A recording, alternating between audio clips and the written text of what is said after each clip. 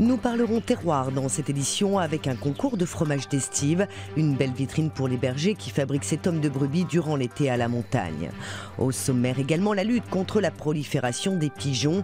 De plus en plus de villes optent pour la méthode douce du pigeonnier contraceptif, c'est le cas, nous le verrons, à Marseille. Pour commencer, intéressons-nous à la fin des contrats aidés et à ses conséquences. Dans l'Aisne, 6 petites communes se retrouvent privées de ramassage scolaire. À Margival, ses parents l'ont appris pendant les vacances. Le car n'amènera plus leurs enfants jusqu'aux écoles de Crouy, à une dizaine de kilomètres. C'est très ennuyeux du fait qu'on a quand même nos enfants et on travaille. Donc pour ceux qui travaillent, déposer les enfants n'est pas forcément possible, quoi. Donc on comptait sur le transport scolaire. Jusque-là, 4 accompagnants en contrat aidé escortaient les maternelles et primaires des petits villages jusqu'aux écoles de Crouy. Des postes supprimés. En conséquence, le syndicat de transport ne peut plus acheminer les élèves. Il y a l'accompagnement des élèves à l'intérieur des autocars pour les enfants de moins de 6 ans. Et il y a l'accompagnement des élèves à partir de la mairie de Crouy pour que les élèves puissent rejoindre leurs différents établissements scolaires. Donc aujourd'hui, nous, pour des raisons de sécurité, les transports ont été suspendus pour éviter que des élèves se perdent dans la nature à Crouy. Avec la fin des contrats aidés, le maire de Crouy se dit contraint de faire des choix. Il renvoie les villages du regroupement scolaire à leurs responsabilités financières. Nous, on fait un emprunt, là, vous voyez, l'école derrière, l'école du Tivoli. Eh bien, dans le budget là, de cette année, on fait un emprunt pour transformer tous ces logements en salles de classe. Ça ne nous fait pas plaisir, mais on le fait. Eh bien, eux, qu'ils assument aussi. Chacun doit veiller à ce que ça marche bien dans sa commune. Les petites communes ont déjà fait leurs calculs. Elles devront financer l'emploi des accompagnants. On doit rajouter 47 à 50 euros par enfant. Donc ça fait qu'une carte, un enfant de maternelle va me coûter 90 euros de transport. Les parents craignent désormais que la cantine scolaire soit la prochaine victime de la fin des contrats aidés. Plus de 3 semaines sans téléphone ni internet, un cauchemar pour une dizaine d'entreprises de Bolbec en Seine-Maritime. Le préjudice est énorme pour ces sociétés qui réclament des dédommagements à l'opérateur Orange. Pas de tonalité, rien au niveau du téléphone et internet, rien non plus. Et cela dure depuis près d'un mois. Marie-France Bayeul est à la tête d'une entreprise spécialisée dans les impressions publicitaires. Christophe, la maquette pour... Son activité tourne essentiellement grâce au web. Ses 10 salariés ne peuvent donc plus travailler. Oui, on peut travailler dessus, mais après, il me faut pouvoir avoir un accès Internet pour travailler. Ah bah oui, il faut l'accès Internet, ouais, effectivement. Depuis le 12 octobre, sa société est paralysée et la situation est devenue aujourd'hui intenable. Si on n'a pas de maquette qui sorte, on n'a pas de commande qui rentre. Et si on n'a pas de commande, on n'a pas de production. Et si on n'a pas de production, les 3 personnes qui sont décorateurs, eux, effectivement, vont suivre en chômage technique, quoi. Parce que là, on ne peut plus rien faire, on ne peut plus rien sortir. Et son cas n'est pas isolé. Dans cette zone artisanale de Bolbec, une dizaine d'entreprises est impactée, toutes clientes d'Orange. Jean-Charles Ricard dirige cette société de transport. Depuis 3 semaines, il multiplie les appels auprès de l'opérateur. Sans résultat, aujourd'hui, il est excédé. Mardi dernier, on nous envoie un texto en disant que les travaux ont été réalisés et que votre ligne est rétablie.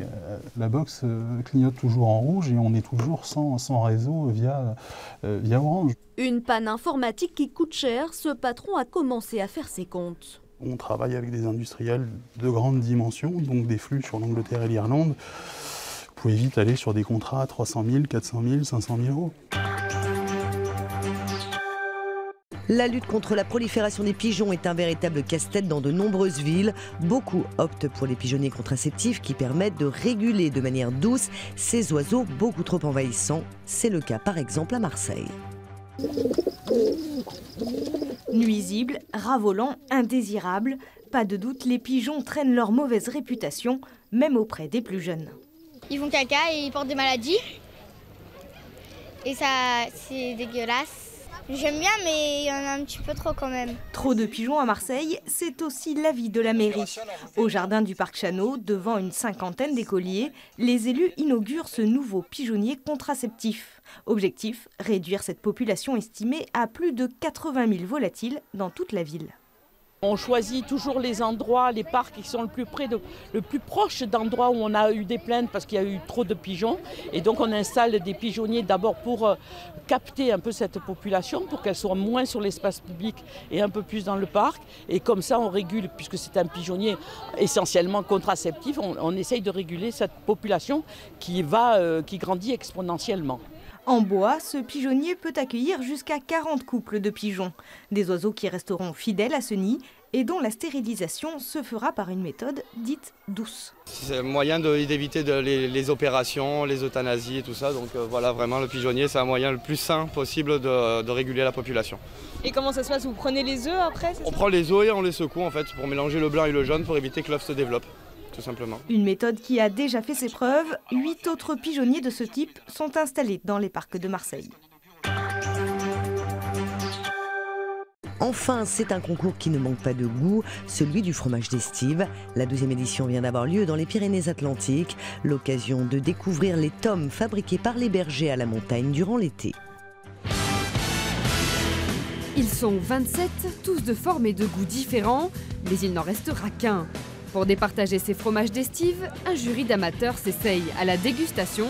Chacun a ses propres préférences. Il faut qu'il y ait du goût. Je me retrouve avec des saveurs authentiques, des goûts d'antan de quand on était petit. Moi, je préfère un peu fort. Et après, il faut mettre un peu de rouge dedans pour le faire passer. Mais pour avoir un avis d'expert, place au super jury. Tous sont des professionnels du fromage. On est un peu exigeant quand même. Et là, on a vraiment, on recherche vraiment tout ce qui est arôme de fleurs, de montagne. On accepte un peu le côté animal aussi. On n'est pas d'accord. Et si les juges sont si exigeants, c'est parce que le fromage d'estive est un patrimoine du département. Parce que la ferme, c'est quand même bien régulier, puis les joli cette fois. Tout le travail qui est fait en amont est hyper important, donc c'est aussi reconnaître le travail des producteurs. Parce que sans eux, on ne serait pas là, on ne mangerait pas de bon fromage. Être berger, ce n'est pas de tout repos, surtout quand on est une femme. Et pourtant, c'est devenu une vraie passion pour Geneviève Simora. C'est viscéral, je veux dire, le rapport à la terre, ça me ressource, ça me donne de l'énergie. C'est vrai que ce n'est pas un métier de femme, et pourtant ça attire beaucoup les jeunes bergères. Je pense qu'il y a besoin de donner du sens à sa vie, quoi. Ce concours est donc avant tout une vitrine pour faire connaître le fromage d'estive. Le plus important pour les bergers, ce n'est pas de gagner, mais de partager son savoir-faire avec les amateurs.